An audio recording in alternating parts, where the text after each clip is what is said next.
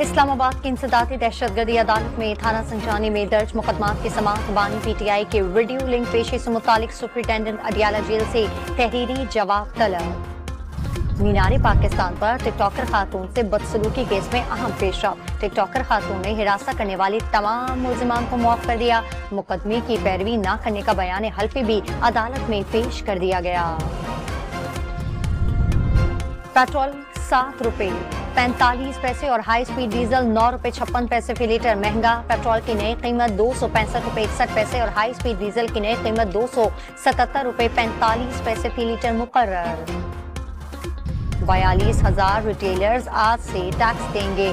نئی pension scheme کا اطلاق بھی ہو گیا۔ وزیر خزانہ نے ایک بار پھر نان فائلر کی اصطلاح سمت سے بالاتر قرار دے دی۔ اقدامات سے نان فائلر کی اصطلاح ختم کر دیں گے۔ محمد اورنگزیب نے نان فائلرز کے لیے سزائیں متعارف کرانے کا بھی اشارہ دے دیا۔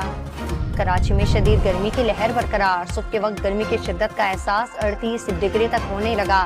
محکمہ موسمیات نے آج رات سے گرمی کی شدت میں کمی کی پیش گوئی کر دی۔